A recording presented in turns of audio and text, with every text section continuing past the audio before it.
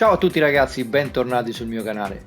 Se pensate che gli swap che abbiamo visto fino ad oggi, tipo la Suzuki Cappuccino, la Honda Beat, piuttosto che la Honda S660 swappata col motore della RC213V, ovvero la MotoGP, siano folli, beh allora non avete visto questo, che tra l'altro è uno swap che già ho portato. Parliamo del famoso motore Hellcat Charger. Ma su quale auto è montato? Oddio, auto, chiamarla auto forse è un po' troppo. Diciamo che l'ho messo sotto a un gruppo di lamiere saldate con quattro ruote. Andiamo a vedere di quale cosa a quattro ruote sto parlando. Ve la ricordate? L'abbiamo già vista, ma prima della 1.31, quando ancora potevamo utilizzare gomme intermedie e su Tokyo volava. Adesso, grazie alle nuove componenti della sezione suprema, sono riusciti a dargli 929 cavalli, quindi altri 100 cavalli. Voi direte, e allora non si guiderà? Questo è per il wall riding. Sapete benissimo che io il wall riding non solo non lo faccio, ma non lo posso neanche vedere. Quest'auto si guida benissimo, si guida ancora meglio di quando avevamo le gomme intermedie. Lo so, non ha deportanza, non ha aerodinamica, non ha nulla, è quadrata, sono lamiere saldate, eppure grazie a questo setup e a quei gommoni che vedete quest'auto è velocissima. Un solo problema: per farla rientrare nei 600 punti prestazione non ho potuto mettere un impianto frenante maggiorato, quindi i freni sono i suoi. Le staccate vanno anticipate, ma ve ne accorgete solo e esclusivamente per l'ultimo tornantino, dove vedrete in gara. Ho fatto una gara sola, quindi capite il margine di miglioramento di quest'auto. Sicuramente può scendere sotto i 26 minuti di tempo totale di gara, capite quanto è veloce. Nell'ultimo tornantino ho fatto molti errori, bisogna staccare molto prima. Guardate bene in gara, ma guardate negli ultimi giri, magari skippate, saltate gli ultimi giri, vedete quanto prima bisogna frenare, perché comunque la velocità è tanta, il peso non è eccessivo perché la carrozzeria fondamentalmente non c'è, ma bisogna modulare bene la frenata, ovvero la staccata giù profonda pesante, ma come state arrivando in curva, quindi girare o con lo sterzo o col joystick, lasciate, mollate i freni. Se li tenete premuti completamente e entrate in curva con lo sterzo e i freni completamente premuti, l'auto tende a sovrasterzare, quindi attenzione. È l'unica cosa con cui dovete stare attenti per guidare quest'auto, perché per il resto è fenomenale, anche se a guardarla non si direbbe. Andiamo quindi in GT Auto, vediamo che cosa installare, vediamo il setup e poi la gara. Il motore per lo swap di quest'auto è uno dei primi, quindi se avete vissuto il glitch della 1.17 ne avrete a iosa. Se non ce l'avete, per acquistarlo serve livello collezionista 50. Quindi in GT Auto installate il motore e la carrozzeria larga. Passiamo alla personalizzazione dell'auto. I cerchi in lega il modello che più vi piace, le dimensioni, le massime 18 pollici, larghezza del cerchione larga, eccentricità rimane standard.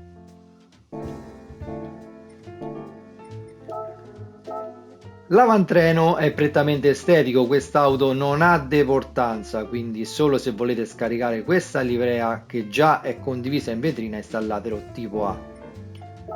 Retrotreno tipo A. Non possiamo installare nemmeno la gabbia di sicurezza, quindi quest'auto rimane così come l'hanno costruita. Se volete adesivi o livrei personalizzate, scrivetemi su questa mail. Tutti i miei lavori li trovate col tag DR46.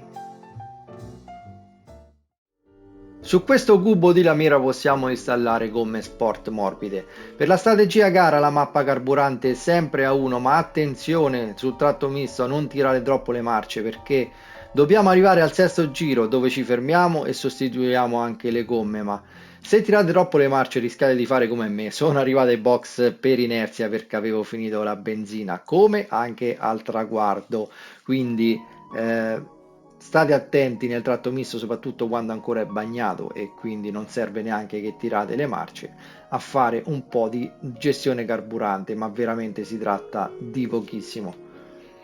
Installate sospensioni personalizzabili e inserite questi valori. Installate un differenziale personalizzabile, inserite questi valori.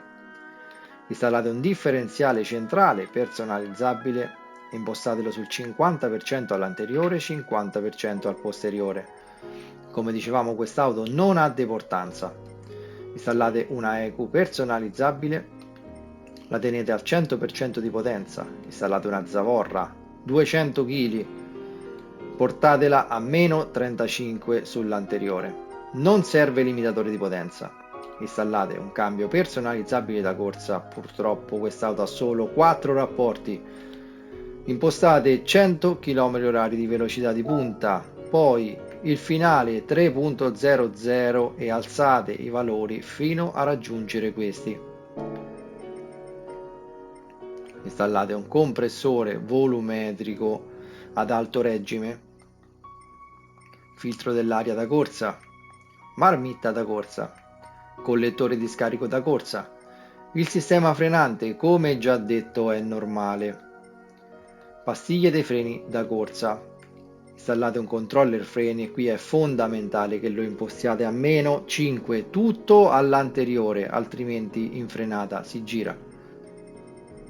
Mi sono dimenticato l'intercooler da corsa, frizione e volano da corsa, albero di trasmissione in carbonio, questo riguarda la nuova sezione dei componenti Suprema, per elaborazioni motore aumento dell'alesaggio, lavorazione dei condotti e le nuovissime bielle e pistoni in titanio che ci fanno fare un salto quantico. Per la carrozzeria riduzione del peso fase 1. Sarebbe possibile anche installare la fase 2, ma non lo fate ragazzi, vedete che c'è ancora margine, siamo a 594 punti prestazione, ma il peso si sbilancia ancora di più sul posteriore e diventa difficoltosa la guida, quindi rimanete con la fase 1. Aumentate inoltre la rigidezza della carrozzeria.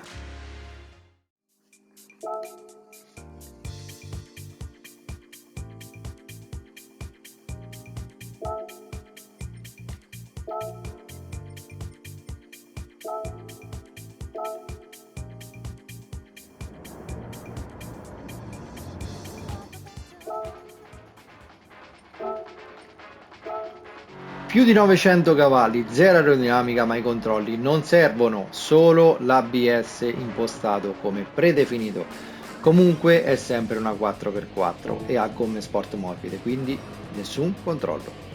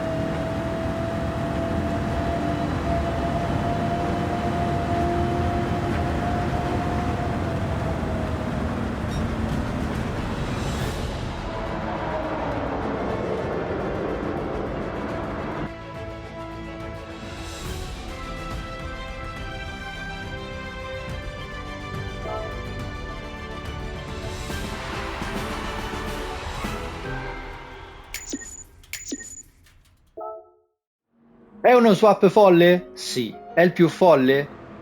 No. Ce n'è ancora un'altra, se non due, che sono molto più folli di quest'auto. Ci sto lavorando, non so se riuscirò ad ottenere le stesse prestazioni di quest'auto. Qui ho fatto un'unica gara, sto molto impegnato con i campionati, sto facendo sia il costruttori di Gran Turismo che un campionato italiano privato, quindi sono molto occupato per gli allenamenti e ho fatto solo questa gara. Calcolate che sicuramente è un'auto che può scendere sotto i 26 minuti, quindi parliamo del podio delle auto più veloci per Tokyo.